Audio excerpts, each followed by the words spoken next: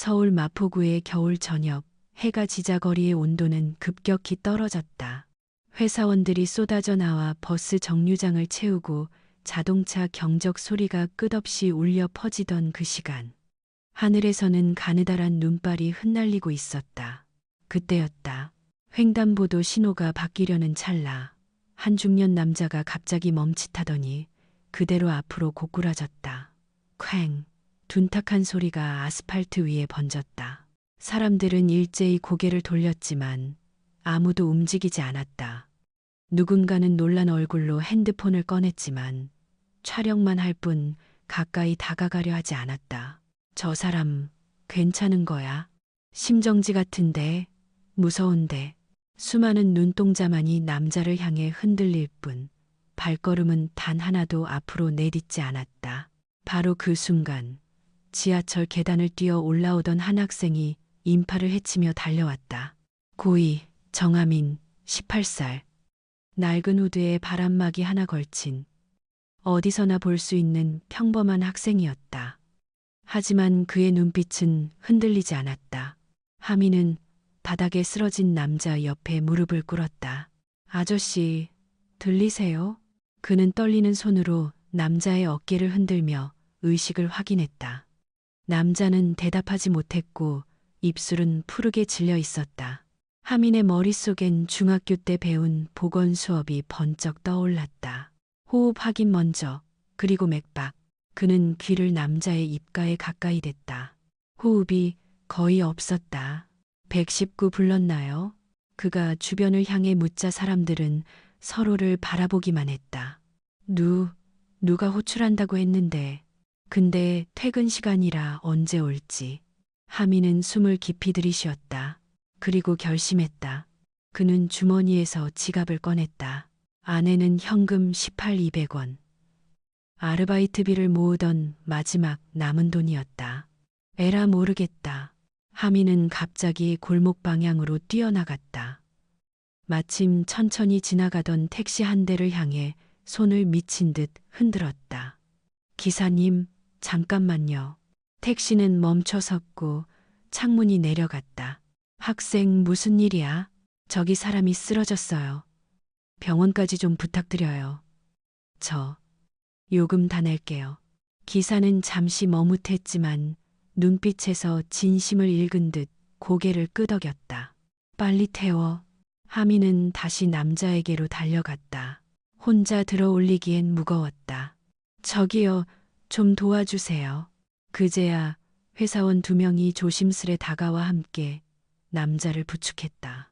세 사람은 힘겹게 남자를 택시 뒷좌석에 눕혔다. 문이 닫히자 하민은 남자의 손을 꼭 잡았다. 팔은 얼음처럼 차가웠다. 아저씨, 조금만 버티세요. 금방 병원 가요. 택시는 빠르게 도로를 빠져나갔다. 창밖은 온통 노란 신호등과 차들의 헤드라이트가 흐릿하게 번져 있었다. 남자는 미세하게 눈을 뜨더니 힘겹게 중얼거렸다. 고마워. 그 한마디를 끝으로 다시 눈을 감았다. 하민의 심장은 쿵쾅거리며 불안하게 떨려왔다. 기사님, 조금만 더 빨리요. 학생, 이 정도면 최대로 달리는 거야. 거의 다 왔어. 답답할 만큼 느리게 흐르던 몇 분이 지나고 마침내 택시는 대학병원 응급실 앞에 도착했다.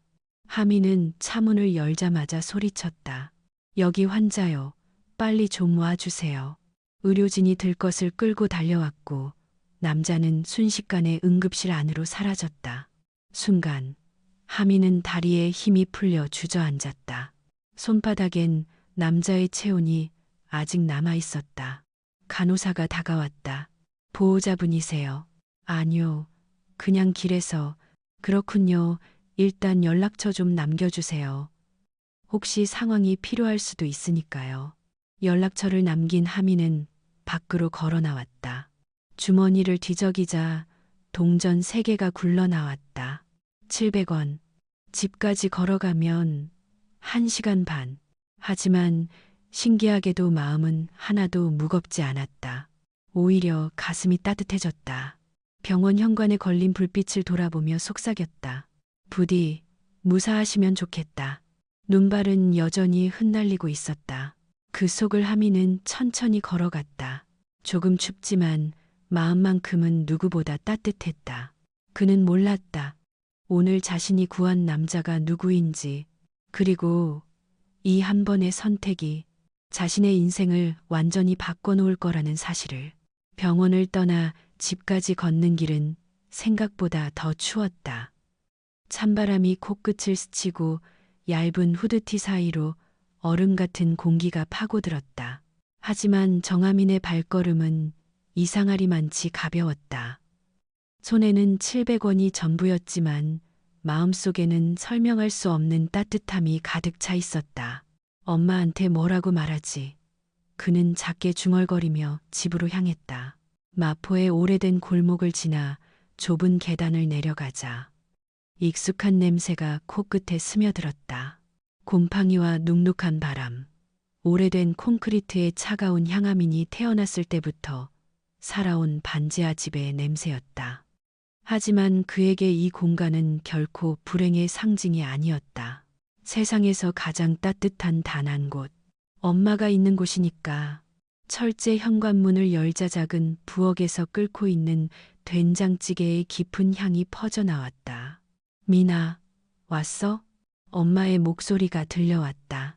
정화영, 38. 나이는 젊지만 고된 삶 때문에 누구보다 빨리 늙은 듯한 손과 어깨를 가진 여자였다. 하미는 신발을 벗으며 답했다. 응, 조금 늦었어. 그러게, 학원 끝난 시간이 한참 지났는데? 엄마는 물컵을 씻던 손을 멈추고 하민을 돌아봤다.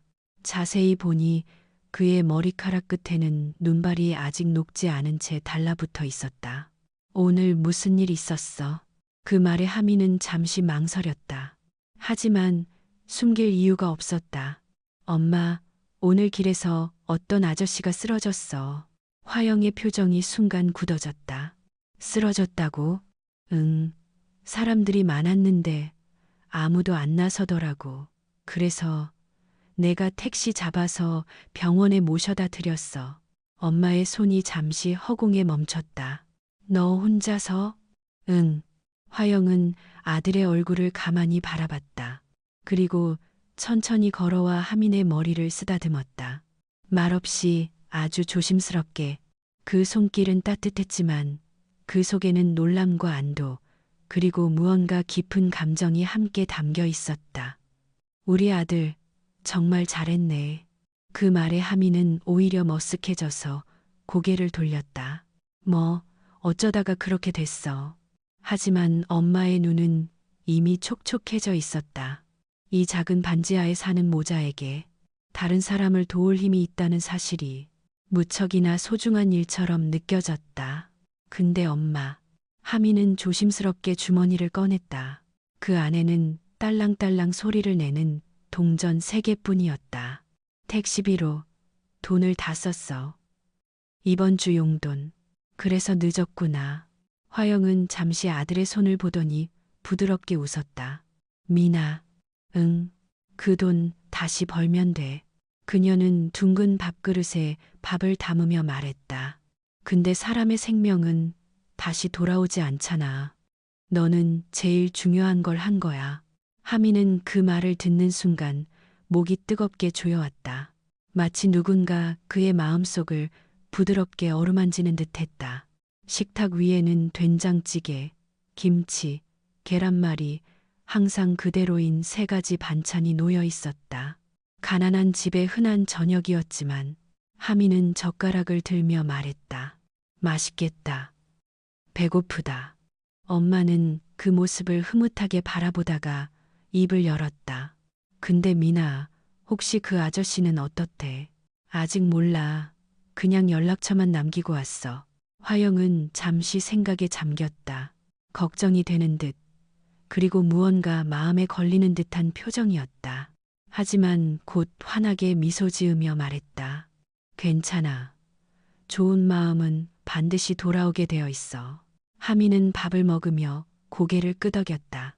하루가 길었고 다리는 아직도 욱신거렸지만 마음은 편안했다. 자신이 한 행동이 옳았다는 것을 엄마의 말이 다시 확인해 주었기 때문이다. 식사가 끝나자 그는 설거지를 하겠다고 고집했다. 엄마는 쉬어. 아까 편의점에서 일했잖아. 괜찮아. 내가. 아냐, 나도 할래. 작은 부엌에서 물소리가 뽀드득 울렸다. 엄마는 방 안에서 아들의 뒷모습을 바라보며 깊은 숨을 내쉬었다. 왠지 모르게 마음 한구석이 불안했다. 아들이 오늘 만난 그 쓰러진 남자가 누구인지, 그리고 이 사건이 어떤 변화를 가져올지 예감할 수 없었기 때문이다. 설거지를 마친 하미는 방으로 들어갔다. 벽에는 서울대 간다라고 쓰인 작은 메모가 붙어 있었다.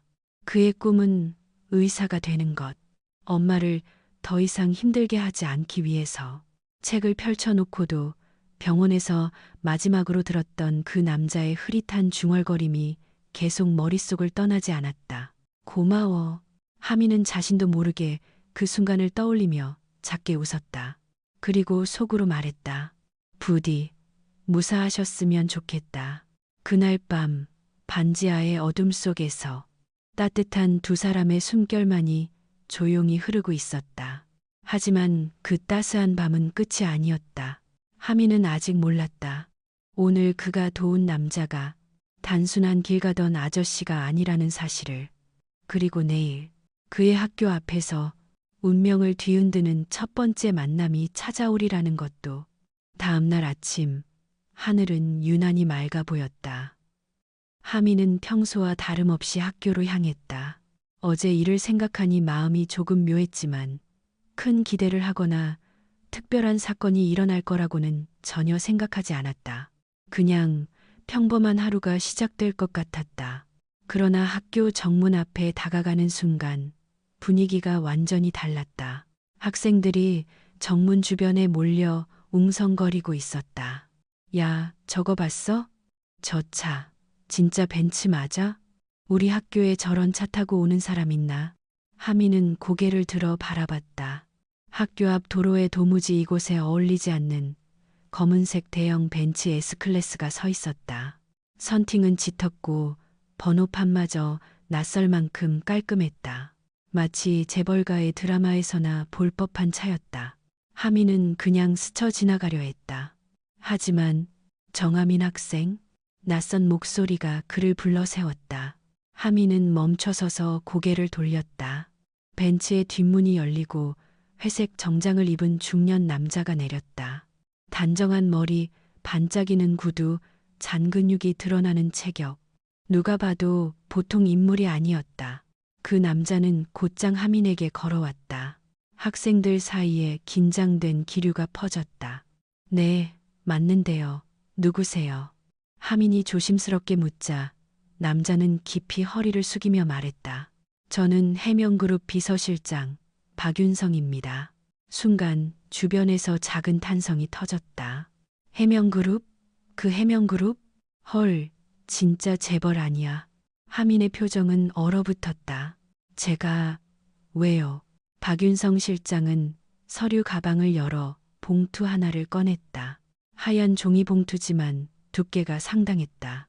손에 쥔 순간 묵직한 기운마저 느껴질 정도였다. 어제 길에서 쓰러지신 분 기억하십니까? 네, 병원에 모셔다 드렸어요. 박 실장은 고개를 깊게 끄덕였다. 그분이 바로 해명그룹 회장님이십니다. 저희 회장님께서 학생 덕분에 목숨을 구하셨습니다. 하미는 멍해졌다. 그저 길에서 쓰러진 아저씨라고 생각했는데 그가 재벌그룹의 회장이었다니. 박 실장은 봉투를 하민에게 내밀었다. 회장님께서 감사의 마음으로 준비하신 겁니다. 어제 택시비도 내셨다고 들었고 생명의 은인께 드리는 작은 성의입니다. 순간 정문 앞이 조용해졌다. 모든 시선이 하민과 봉투로 집중됐다. 누군가는 휴대폰을 들어 촬영까지 하고 있었다. 하민의 손끝이 굳어졌다. 저 이거 받을 수 없어요. 박 실장의 눈이 조금 커졌다. 학생, 이건 정당한 감사입니다. 회장님께서 직접. 아니요. 하민은 한 걸음 뒤로 물러났다. 저는 대가를 바라고 한 게 아니에요. 그냥 당연히 해야 할 일을 했을 뿐입니다. 학생들 사이에서 술렁임이 일었다. 헐, 거절했어. 저게 얼마나 되는데. 그걸 진짜 안 받는다고? 박 실장은 조금 난감한 듯 봉투를 거두었다. 회장님께서 정말 감사해 하십니다. 그리고 그는 명함 한 장을 꺼내 건넸다. 혹시 연락 주실 일이 있을까 하여 제 연락처도 적어 두었습니다. 부담 가지라는 의미가 아닙니다. 단지 한 어른의 마음이라고 생각해 주십시오. 하민은 잠시 망설이다가 명함은 받았다. 하지만 봉투는 끝까지 거절했다. 박 실장은 마지막으로 조용히 말했다. 회장님께서 꼭 뵙고 싶어 하십니다. 학생을 직접 만나 감사 인사를 전하고 싶으시다고. 그 말을 남기고 벤츠는 부드럽게 출발했다. 정문 앞에는 긴 침묵이 남았다. 잠시 후, 와, 미쳤다. 진짜 대박. 넌 뭐냐? 영화 주인공이냐? 친구들이 몰려들었지만 하민은 아무 말도 하지 못했다. 가슴 속에서 묘한 감정이 요동쳤다. 그저 당연한 일이라고 생각했는데 사람들은 그것을 특별하다고 했다.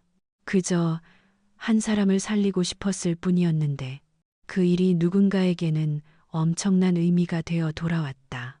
하지만 하민은 몰랐다. 이 만남은 단지 시작일 뿐이라는 것을. 그리고 이 만남 뒤에 숨겨진 자신의 인생을 뒤흔들 더 큰 진실이 다가오고 있다는 것을. 벤츠가 떠난 뒤에도 정문 앞의 소라는 쉽게 가라앉지 않았다. 누군가는 하민과 박윤성 실장을 함께 찍은 사진을 올렸고 누군가는 해명그룹 회장님 생명의 은인 등장. 이라는 자극적인 문구를 SNS에 올렸다. 그날 점심 무렵 하민의 휴대폰은 쉼없이 진동했다. 메시지, 알림, 친구 태그, 올라온 글에 좋아요 표시. 세상이 갑자기 자신을 향하고 있는 것 같은 낯선 기분이었다. 야, 내 사진 벌써 조회수만 넘었다. 인터넷 난리 났다는데 지금 내 이름 실검이야. 친구들의 반응은 흥분과 부러움이 섞여 있었지만 하민은 불편함만 커져갔다. 그냥 조용히 넘어갔으면 좋겠는데. 작게 중얼거린 말은 아무도 듣지 못했다. 그 시각 어딘가 다른 공간에서는 해명그룹 본사 최상층 대리석 바닥과 유리창 너머로 도시가 내려다 보이는 넓은 회장실. 그곳에서 해명그룹 회장 강도연은 조용히 화면을 바라보고 있었다. 태블릿 화면 속에는 하민이 봉투를 받지 않는 장면이 담겨 있었다. 학생의 표정은 선명하게 떨렸고 그 속에는 진심 어린 정직함이 있었다. 그리고 도연의 눈썹이 천천히 움직였다. 하민. 그는 조용히 이름을 따라 읽었다. 박윤성 실장이 회장실로 들어왔다. 회장님, 아침에 말씀하신 학생 맞습니다. 그래, 알고 있다. 도연은 영상에서 눈을 떼지 않은 채 말했다. 박 실장은 조심스럽게 말을 이었다. 회장님, 이 학생이 어떤 인물인지 좀 더 파악하려고 합니다. 혹시 진행할까요? 도연의 시선이 잠깐 흔들렸다. 응, 알아봐. 목소리는 담담했지만 그 뒤에 묻힌 미세한 떨림을 박 실장은 놓치지 않았다. 조사 보고서가 도착한 저녁, 박 실장은 회장실 문을 두드리고 들어왔다. 회장님, 정하민 학생 관련 자료입니다. 도연은 천천히 서류를 넘겼다. 정하민, 18세, 성적 우수, 모범생, 한부모 가정, 모무 이름, 정화영, 직업, 편의점 야간 근무 및 주간 단기 아르바이트, 거주지, 마포구 동반지하, 반지하. 그 단어는 도연의 가슴을 서늘하게 파고들었다. 그리고 어머니의 이름이 적힌 줄에서 도연의 손이 멈췄다. 정화영. 잠깐 도연의 목소리가 떨렸다. 이름이 화영이라고? 네, 서류상 그렇게 나와 있습니다. 도연은 깊은 숨을 들이쉬었다. 17년 전 입양센터 자료를 마지막으로 본 이후 단 한 번도 입 밖에 내지 않았던 이름. 그 이름이 다시 눈앞에 나타났다. 그의 뇌리가 한순간 과거로 빨려 들어갔다. 17년 전 겨울, 비슷한 추위, 비슷한 저녁. 하지만 그날은 지금보다 훨씬 잔혹했다. 20살의 화영이 떨리는 목소리로 말했다. 아빠, 이 아이를 낳고 싶어요. 도연은 분노로 얼굴이 붉어졌던 그 순간을 생생히 기억했다. 미혼모, 네가 우리 집안을 뭐로 만들어? 화영은 울먹이며 고개를 흔들었다. 이 아이는 잘못이 없어요. 제 아이예요. 그때 도연은 아버지로서가 아니라 기업가로서 말했다.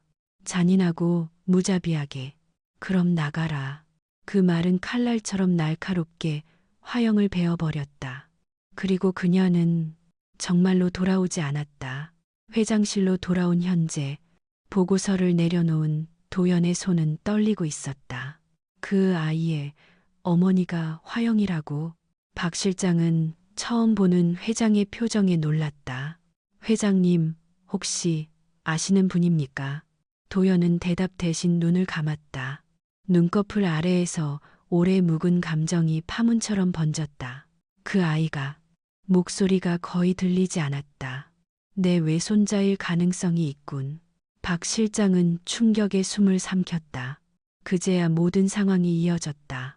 길에서 쓰러진 회장, 그를 구한 학생, 그 학생의 어머니가 버려진 딸. 도연은 의자에 주저앉듯 기대며 한 손으로 얼굴을 가렸다. 오래 닦아낸 줄 알았던 후회가 그의 가슴에서 다시 시커멓게 번져 올라왔다. 화영이는 정말 저런 곳에서 살고 있었단 말인가. 회장인 그에게는 몇천억짜리 빌딩, 초호화 펜트하우스, 수십 개의 계열사가 있었다. 하지만 자신의 딸은 습기 찬 반지하에서 아들과 함께 살아가고 있었다. 그리고 그 아들이 자신을 구해준 생명의 은인이었다. 세상은 참 잔인하고 아이러니했다. 도연은 눈을 감았다. 눈가가 젖었다. 그 밤 누군가의 마음이 무너졌다. 도연은 서류를 품에 안고 회장실 불을 껐다. 그리고 홀로 사무실을 걸어 나왔다. 그가 향한 곳은 다름 아닌 마포구동 반지하가 있는 그 골목이었다. 차에서 내리자 축축한 흙냄새와 차가운 바람이 얼굴을 스쳤다. 도연은 오래 서 있었다. 우편함에 적힌 이름, 정화영을 바라보며 입술이 떨렸다.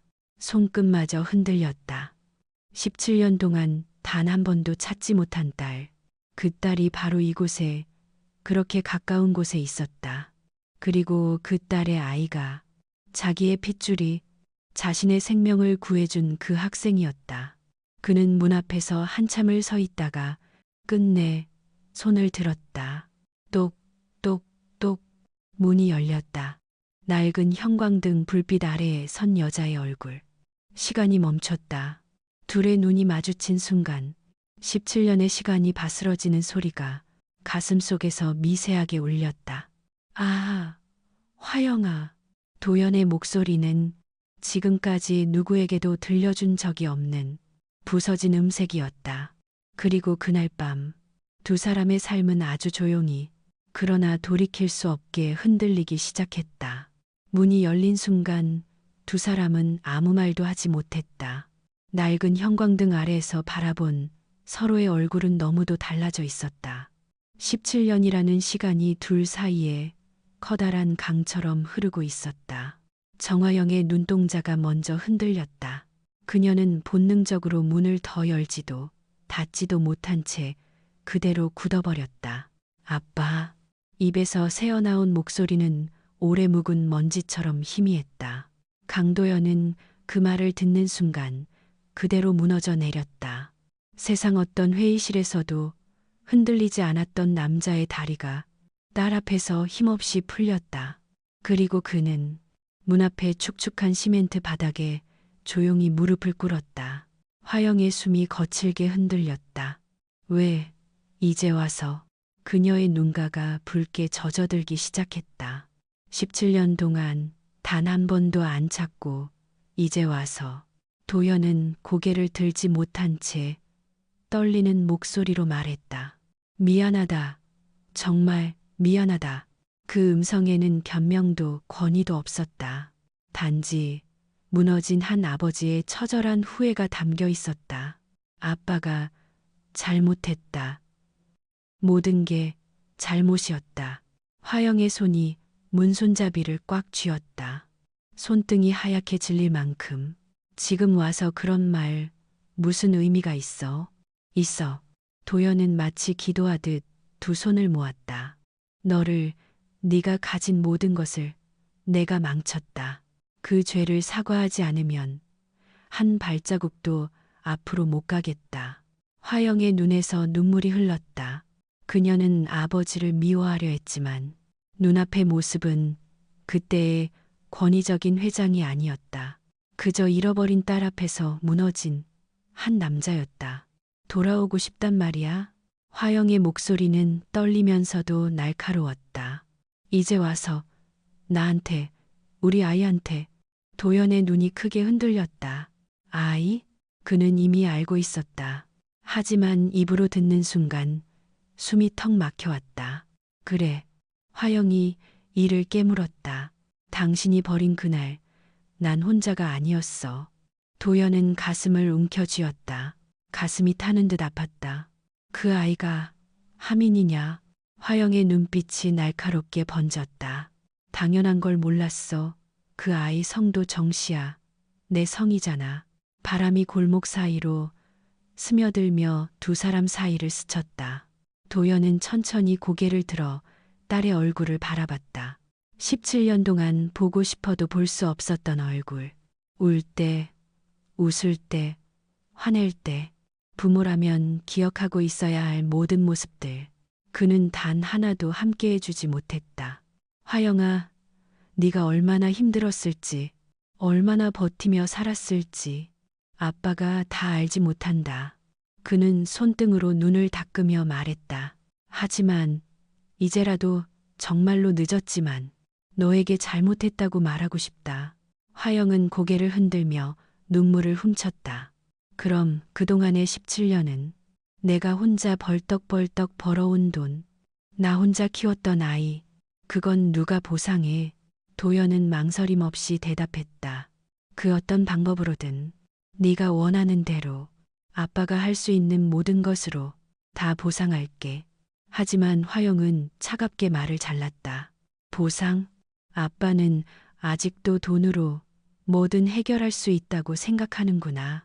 그 말에 도연의 얼굴이 무너졌다. 그는 머리를 숙이고 바닥에 큰 소리로 이마를 박았다. 콩. 좁은 골목에 울려 퍼졌다. 용서해 달라는 말도 아직 할 자격 없다. is. 하지만 아빠에게 다시 기회를 달라. 그는 손을 떨며 바닥을 짚었다. 정말로 단 한 번만이라도. 화영은 문에 손을 올렸지만 닫지도 열지도 못한 채 그저 떨리는 어깨를 부들부들 흔들었다. 그때 집안에서 조심스러운 발걸음 소리가 들렸다. 엄마, 누구세요? 하민이었다. 지금 막 학교에서 돌아온 듯한 차림. 그는 문 앞의 상황을 보고 멈춰섰다. 문 앞에 무릎 꿇은 낯선 남자. 눈물을 숨기지 못하는 엄마. 엄마, 무슨 일이야? 하민의 목소리는 조용했지만 긴장감이 가득했다. 화영은 흐트러진 머리칼을 정리하며 말했다. 들어가 있어. 하지만 하민은 움직이지 않았다. 그리고 도연을 바라봤다. 도연의 눈이 크게 떨렸다. 하민아. 그 이름을 부르는 목소리는 사랑과 후회, 놀라움과 죄책감이 뒤섞인 미묘한 떨림이었다. 하민의 눈썹이 꿈틀거렸다. 저를 아세요? 잠시 골목이 조용해졌다. 그리고 도연은 천천히 고개를 끄덕였다. 그래, 나는 너의.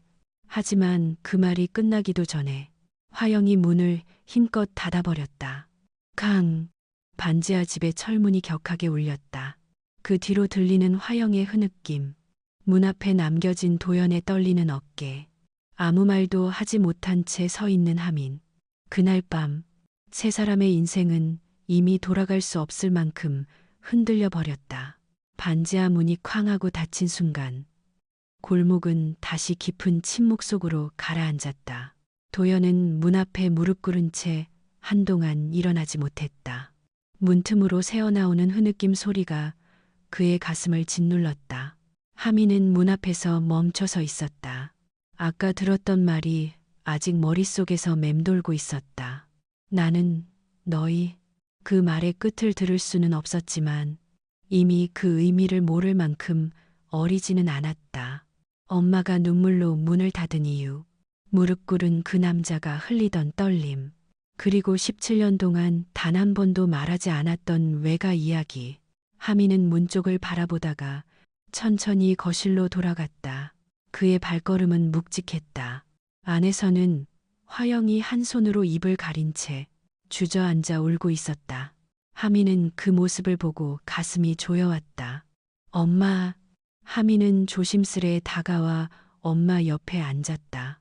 저분이 누군데 그래요? 화영은 고개를 들지 못한 채 오랫동안 꼭꼭 눌러 담았던 진실이 이제는 견딜 수 없게 목 끝까지 차올랐다. 하민아. 응. 저분은 너한테는 외할아버지야. 하민의 눈이 크게 흔들렸다. 숨을 삼키는 소리가 방 안에서 또렷하게 울렸다. 지금까지 말 안 한 이유는. 화영은 목소리가 떨렸다. 엄마가 버림받았기 때문이야. 하민의 얼굴이 싸늘하게 굳어졌다. 버림받았다고요? 화영은 천천히 고개를 끄덕였다. 엄마가 20살 때 하민이가 뱃속에 있었어. 그런데 그 사실을 알게 된 아빠는 엄마를 집에서 내쫓았어. 그녀의 손이 떨렸다. 부끄럽다며, 가문의 체면을 지켜야 한다며 나를 완전히 버렸지. 하민은 그 말을 들으며 손을 꽉 쥐고 있었다. 평소 온화하던 그의 눈빛에서 처음으로 화가 피어올랐다. 그래서 우리는. 그래. 화영이 떨리는 목소리로 대답했다. 그래서 여기서 이렇게 살아왔어. 이야기가 끝났지만 하민의 머릿속은 더 혼란스러워졌다. 엄마의 17년, 자신이 태어나서 지금까지의 모든 시간, 그 긴 세월 동안 엄마는 혼자서 모든 걸 견뎠다. 하민의 숨이 가빠졌다. 근데 왜 지금 와서 나타난 거예요? 화영은 대답을 하지 못했다. 그 순간 밖에서 다시 노크 소리가 났다. 이번엔 조심스러운 아주 약한 노크였다. 화영아, 부탁이다. 단 1분만이라도 얘기할 수 있겠니? 그 목소리에 하민의 표정이 단단해졌다. 화영은 문 쪽을 보았지만 일어나지 못했다. 하민이 천천히 일어났다. 그리고 문 앞에 서서 말했다. 그만하세요. 바깥에서 잠시 숨이 잇는 듯한 정적이 흘렀다. 하민은 이어 말했다. 엄마 지금 힘들어요. 우리 집 앞에서 계속 이러시면 더 힘들어져요. 문 너머에서 들려온 목소리는 떨렸다. 알겠다. 미안하다. 오늘은 돌아갈게. 잠시 뒤 도연의 발걸음 소리가 계단에서 멀어져 갔다. 하민은 그 소리가 완전히 사라질 때까지 문을 붙잡고 서 있었다. 조용해진 집 안으로 돌아오자 화영이 떨리는 눈으로 아들을 바라봤다. 하민아, 아까 고마웠어. 하민은 고개를 저었다. 엄마가 힘들어하는 거 그냥 보고 있을 수 없어서. 그날 밤 화영은 잠을 이루지 못했다. 도연 역시 깊은 후회 속에서 빈집으로 돌아갔다. 하지만 폭풍은 이제 시작이었다. 다음 날 아침 반지하 골목 앞에 낯선 검은 승합차가 서 있었다. 차 안에서 누군가 카메라 렌즈를 꺼내 집 쪽을 촬영하고 있었다. 그리고 조금 떨어진 곳에서는 헐렁한 패딩을 입은 남자가 핸드폰으로 누군가와 통화하고 있었다. 네, 맞습니다. 이 집이 회장의 딸이 사는 곳 맞아요. 반지하, 곰팡이, 노출 배관까지 그대로죠. 그 남자의 입꼬리가 올라갔다. 기사 나가면 난리 날 겁니다. 최미디어 소속 파파라치였다. 그의 눈빛은 마치 사냥감을 발견한 듯 서늘했다. 같은 시각 회사 건물 앞 도연의 비서실장 민석이 뛰어왔다. 회장님 큰일 났습니다. 민석은 숨을 몰아쉬며 말했다. 저희 정보가 새어 나갔습니다. 파파라치들이 반지하까지 갔습니다. 도연의 얼굴이 핏기 없이 사라졌다. 뭐라고? 기사 초안까지 도는 중입니다. 내용이 굉장히 악의적입니다. 혜영이와 하민이는 이미 감시 중입니다. 도연의 손이 떨렸다. 안 돼. 절대 안 된다. 17년 동안 버렸던 딸, 이제라도 잡고 싶은 가족, 그들이 또다시 상처받는 모습을 그는 도저히 견딜 수 없었다. 바로 차 준비해. 지금 당장 반지하로 간다. 그 시각 반지하 안 화영의 휴대폰이 울렸다. 모르는 번호. 평소 같으면 절대 받지 않았겠지만 이상하게도 그녀는 그 전화를 받아야 할 것 같은 불길함을 느꼈다. 여보세요. 수화기 너머로 들려온 남자의 목소리는 낯설지만 음험했다. 김화영 씨 맞습니까? 누구세요? 어제 골목에서 울고 계셨죠? 아버님 무릎 꿇고 있는 자리에서 화영의 심장이 멈췄다. 그 남자는 비웃듯 말했다. 걱정 마세요. 사진은 아주 잘 나왔습니다. 그리고 딸깍 사진 한 장이 문자로 도착했다. 문 앞에서 울고 있는 화영, 무릎 꿇은 도연, 문틈 사이로 얼굴을 내민 하민까지. 영상은 더 끔찍했다. 조용히 흐느끼던 그녀의 목소리까지 고스란히 담겨 있었다. 남자는 낮게 말했다. 흥미롭네요. 대기업 회장의 버려진 딸, 그리고 숨겨진 외손자라. 화영의 숨이 가빠졌다. 당신 누구예요? 30억이면 이 사진들 기사로 안 나갑니다. 순간 하민이 엄마 옆으로 다가와 엄마 무슨 일이야 라고 묻는 순간 남자의 마지막 말이 들려왔다. 거절하면 당신 삶은 내일 아침 완전히 끝날 겁니다. 전화를 끊자마자 창밖에서 누군가 셔터를 눌렀다. 찰칵. 화영은 창문으로 달려갔지만 이미 검은 승합차는 골목을 빠져나가고 있었다. 그리고 그 뒤를 따라 은색 SUV 한 대가 달려오고 있었다. 운전석에는 도연이 있었다. 은색 SUV가 골목 끝에서 급하게 멈춰섰다. 브레이크가 긁히는 소리, 타이어가 바닥을 스치는 소리가 좁고 조용한 반지하 골목을 강하게 흔들었다. 창문을 열기 위해 손을 떨던 화영은 SUV가 보이자 눈을 크게 떴다. 아빠? 차문이 열리자 강도연이 뛰어내렸다. 정장을 입은 채였지만 넥타이는 흐트러져 있었고 눈은 밤새 잠을 이루지 못한 사람처럼 충혈돼 있었다. 화영아, 도연은 숨을 몰아쉬며 계단을 달려 내려왔다. 괜찮아. 무슨 일 있었어? 하지만 화영은 대답할 수 없었다. 손에 쥔 휴대폰의 화면에는 방금 도착한 사진과 영상이 그대로 떠 있었다. 문 앞에서 울고 있는 본인의 모습, 무릎 꿇은 도연, 창문을 통해 얼굴만 내민 하민. 그 모든 걸 누군가가 숨어 찍고 있었다. 그 사실이 온몸을 얼어붙게 만들었다. 도연이 가까이 다가오자 화영은 본능적으로 한 발 뒤로 물러섰다. 오지 마. 화영아, 오지 말라고 했잖아. 화영의 목소리가 떨렸다. 그 떨림에는 두려움, 혼란, 그리고 차마 표현할 수 없는 수치가 얽혀 있었다. 하민이 방에서 뛰어나왔다. 엄마. 도연은 그 모습을 보고 무너질 듯한 표정을 지었다. 하민아, 괜찮니? 하민은 도연을 향해 고개를 들었다. 그 눈빛은 두렵고도 서늘했다. 왜 이런 일이 생기게 했어요? 그 말은 너무 차갑고 날카로웠다. 도연은 숨을 들이켰다. 나도 지금 막 들었어. 너희를 찍고 다니는 사람들이 있다길래. 하지만 하미는 말을 끊었다. 아저씨 때문에 우리 집이 이렇게 된 거예요. 도연의 입술이 굳어졌다. 그 어떤 비난보다 외손자의 단호한 말이 더 아팠다. 화영은 눈물을 닦으며 휴대폰 화면을 도연에게 내밀었다. 이거 봐. 도연은 손을 떨며 화면을 살펴봤다. 이게 뭐야? 당신이 우리 집 앞에서 무릎 꿇던 날 어떤 인간이 우리를 계속 찍고 있었어. 화영의 목소리는 더 이상 울음 섞인 나약함이 아니었다. 완전히 무너진 사람의 목소리였다.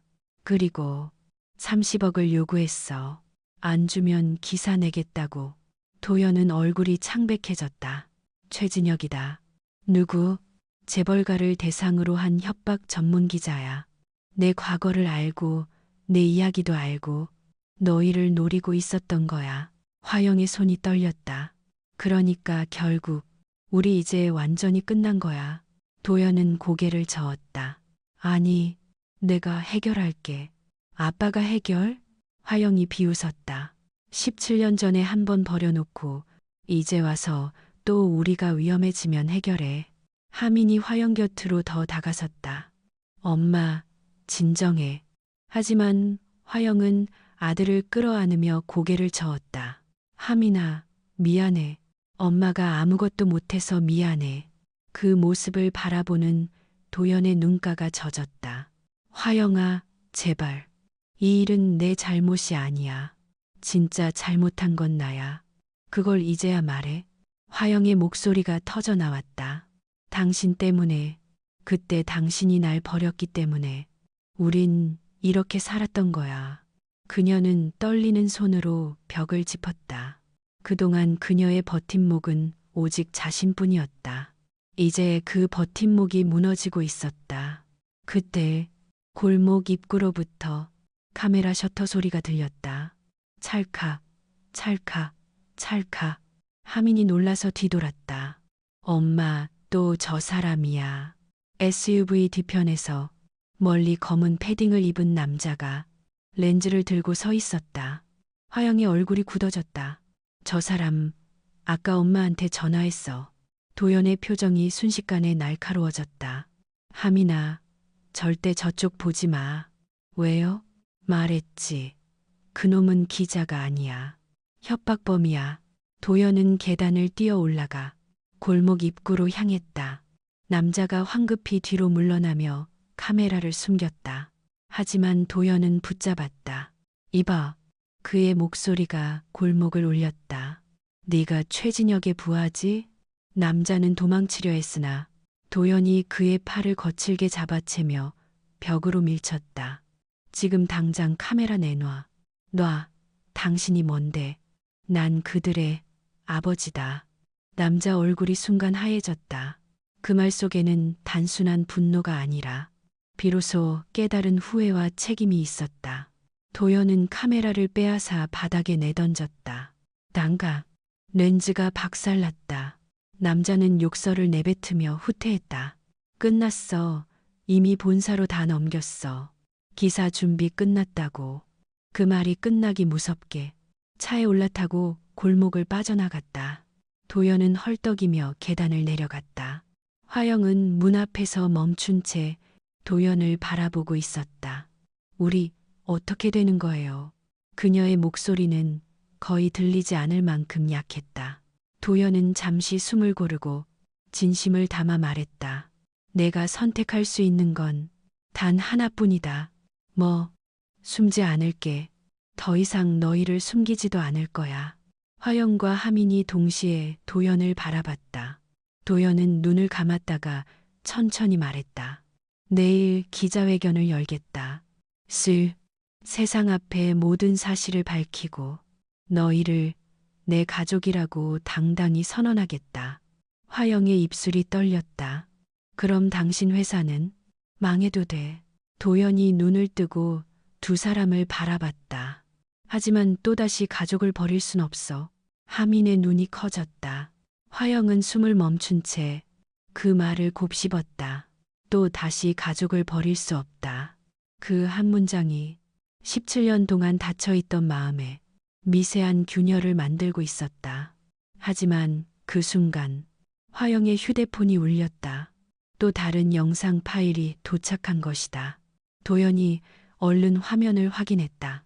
영상 속에는 학교에서 하민을 몰래 찍은 장면이 담겨 있었다. 회장의 숨겨진 손자 단독 공개라는 문구가 박혀 있었다. 화영의 얼굴이 파랗게 질렸다. 하민은 주먹을 꽉 쥐었다. 도연은 이를 악물었다. 좋아. 이제 정말 도망칠 곳이 없다. 그는 화영을 보며 말했다. 그래서 더더욱 내일 모든 걸 밝힐 거다. 다음 날 아침은 유난히 조용했다.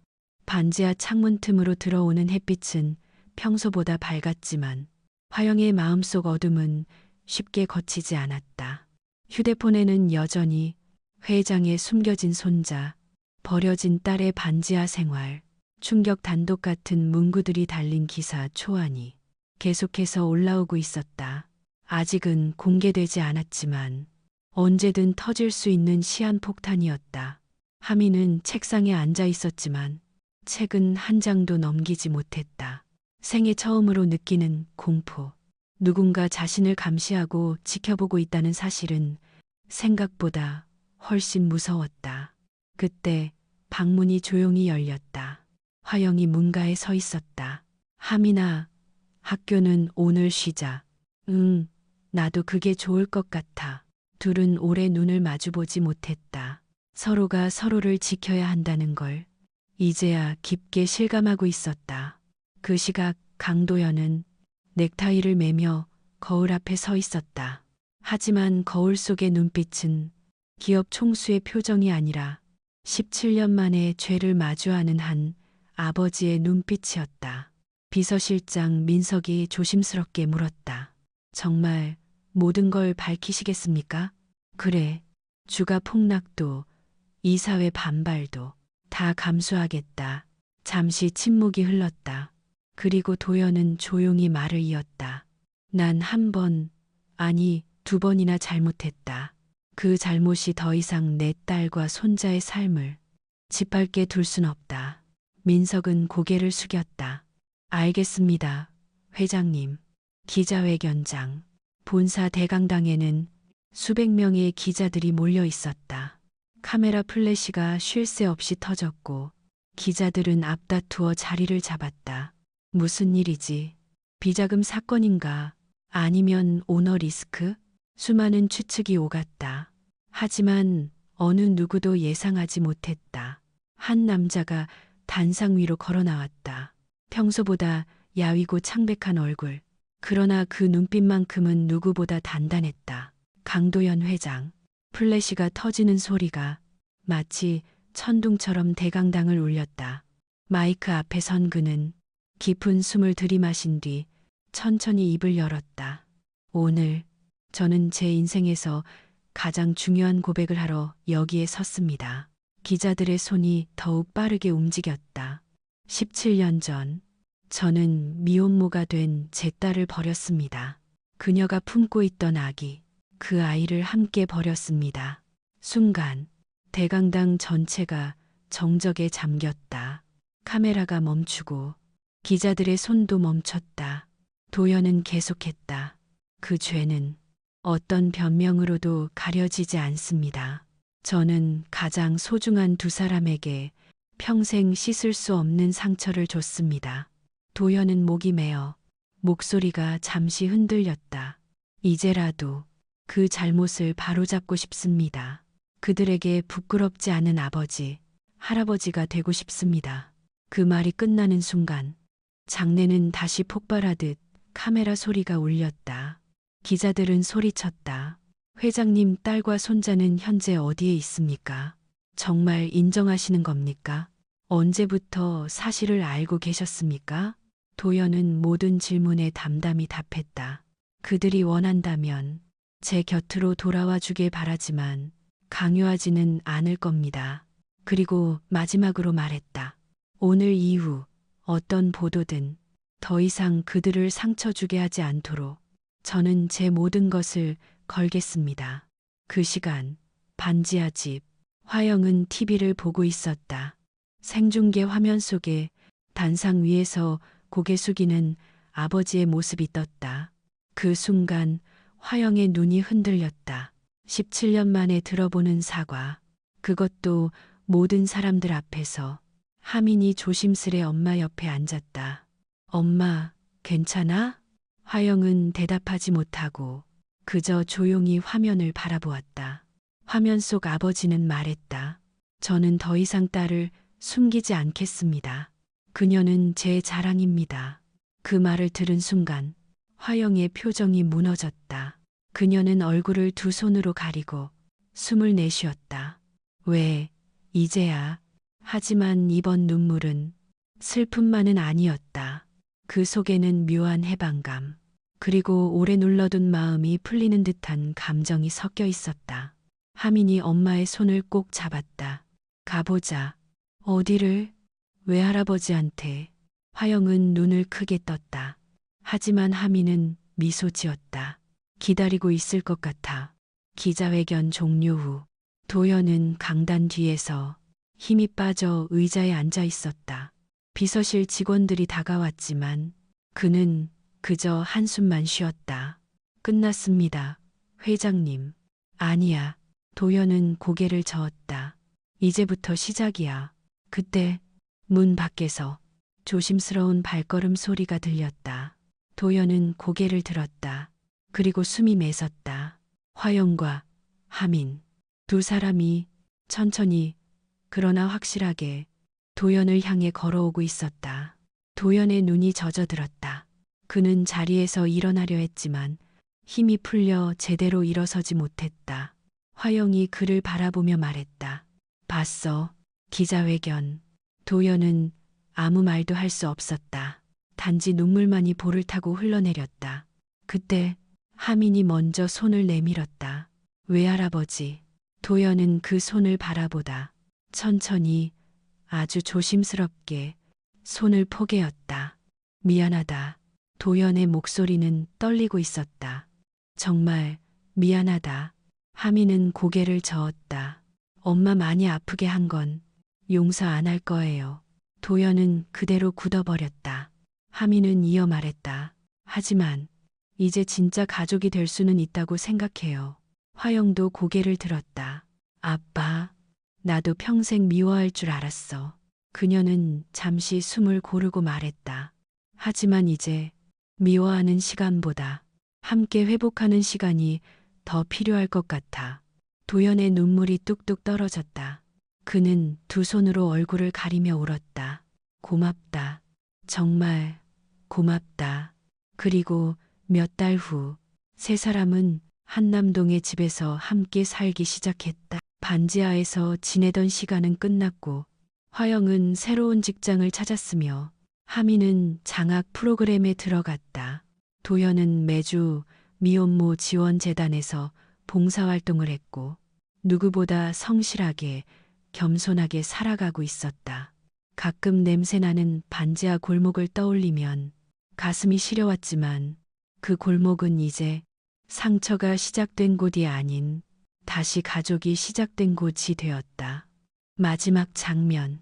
저녁 식탁. 세 사람의 웃음소리가 가득했다. 하민이 말했다. 엄마, 외할아버지 오늘도 된장찌개 끓이셨어. 화영은 웃으며 찌개를 맛보았다. 이거 아빠가 끓인 거야? 응, 예전보다 훨씬 나아졌네. 도연은 쑥스러워하며 웃었다. 연습 많이 했지.